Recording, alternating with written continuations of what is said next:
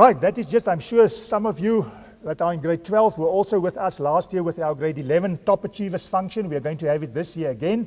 So some of you will also be invited to this occasion of the grade 11s, and therefore it's also important that you become a Juniortukkie, because then you will receive an invitation and we are going to spoil you for a day there on our campus.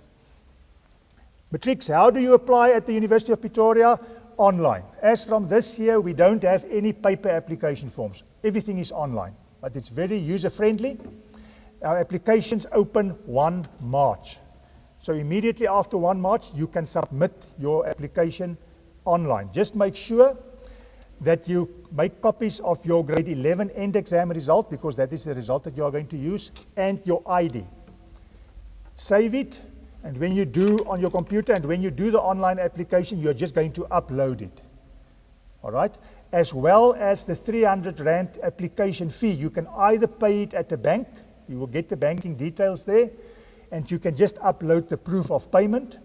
Otherwise, while you are busy with your application process online, you can pay that 300 Rand also with a credit or a debit card straight when you are busy with your application.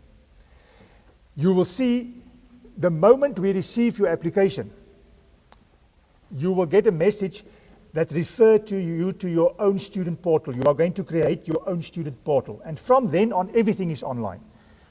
You will go in there, you will see your name, you will see the program that you've applied for, you will monitor, you can see the progress of the application. Once you will see my program, I'm still under consideration, and the next day that you go on, it may say that you've been admitted. All the communication, we don't send it via mail anymore, it will all be posted on your student portal, so it's important. Just one thing that we also picked up this year that can be a problem.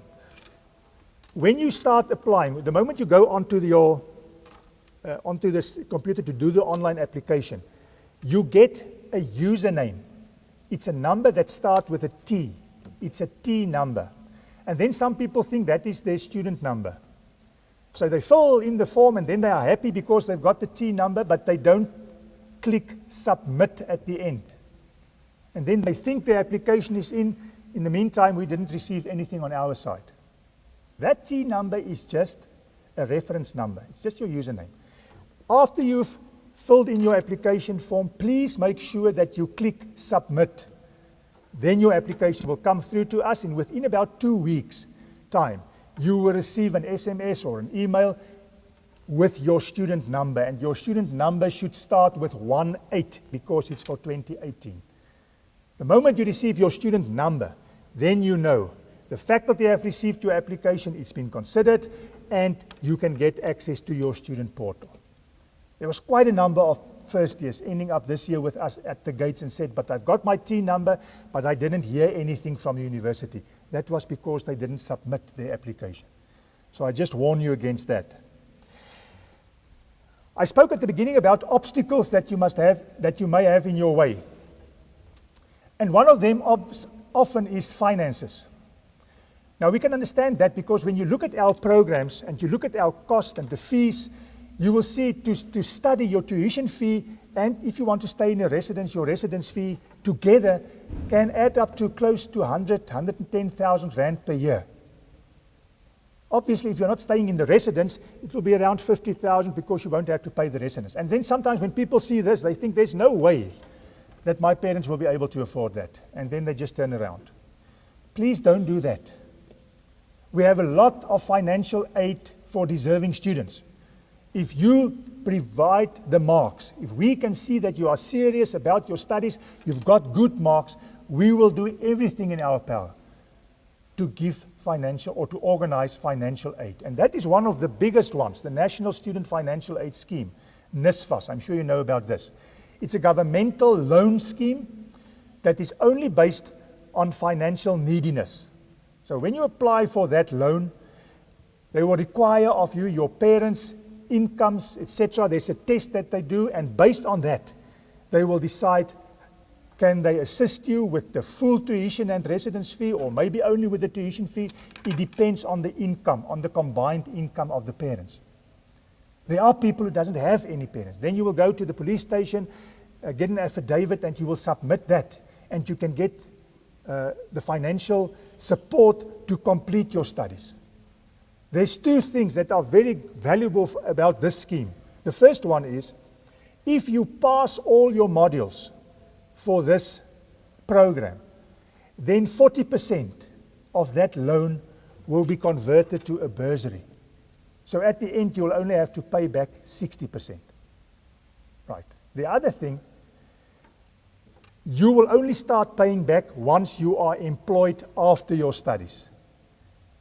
And they will first look at your income, your first salary advice, to determine how much must you start paying back to them. So in all ways, this loan bursary scheme was designed to accommodate people that are financially needy and that we can assist you in that regard. So you will see they open 1 August. It's an online. You apply on NSFAS's website then directly online, and the closing date is 30 November. So what normally happens, you apply for the program at university, then you are provisionally admitted, and the moment you are there, that after 1 August, you apply for NSFAS. Obviously, there's other bursaries also. If people want to do engineering, there's a lot of companies and mining companies that offer bursaries.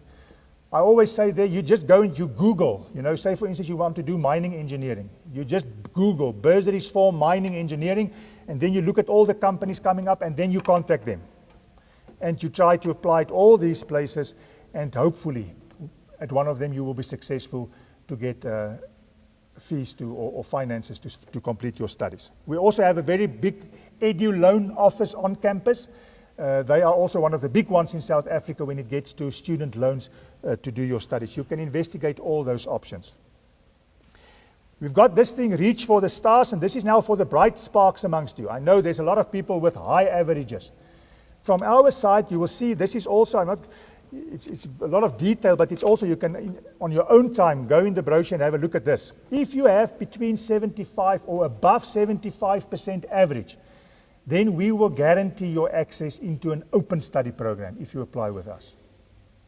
There's just one thing, you must apply before the 1st of May. And I'm not talking about selection programs. No, medicine and those things are excluded. But for all the open programs, we will guarantee your access if you have above 75% average. Also, if you want to go to a residence and you have above 85% average, we will guarantee you also a space in the residence. If you don't have the 85, you can still apply for the residences and you can still be placed. But you will be considered with the rest of the applications. A person with 85 or more, we will immediately give you a space. And then you will see there's also an achievement awards in the middle. For instance, if you are going into the BSc or engineering and you have above 75, between 75 and 80%, we will give you 6,400 Rand. If you have 80 to 84, you will get 16,000, and then it's going up. If you can get your average above 90%, we will pay you 40,000 Rand into your student account. You don't have to apply for that. The awards are based on your matric results. Matrics, work hard for your matric end exam, that you can get these kind of percentages, and then you can get achievement awards that we can pay into your account. So that should be also a motivation. Right, studying at the university or any tertiary institution is not only about academics. There's a lot of things happening there. Sport, culture, social, and you must please participate in all those things so that you can be a holistic person at the end. Okay, you are also going to meet your future wife and your future husband at the university. And that is the exciting part. But you will see we've got residences, about 30 of them that you can stay at, that you can apply, and you apply on your same application form that you apply for a program, you also apply for a residence. We've got more than 30 sporting codes. You don't have to study sport to do sport. Right? If you like soccer or netball or what, you can do it there while you are studying. You just become a member of Tuks Sport. I know there's a lot of you who can sing beautifully, and we've got our own symphonic orchestra. We've got a number of choirs, drama societies, so you can all become part of these. And a lot of these people, the symphonic orchestra, the choirs, they are touring the country. It's hard work, but the exposure that you get is excellent. So if you are interested, you can become part of that. Right, and that is the end of my story, because one of the most important things of today is to inform you also about the Juniortukkie program and what that they can offer you. And Mr. Lombard, our Juniortukkie project manager, will take you through this. So thank you very much. We will be available throughout the day. If there's individual questions, you are most welcome to come to us that we can assist you. Thank you very much.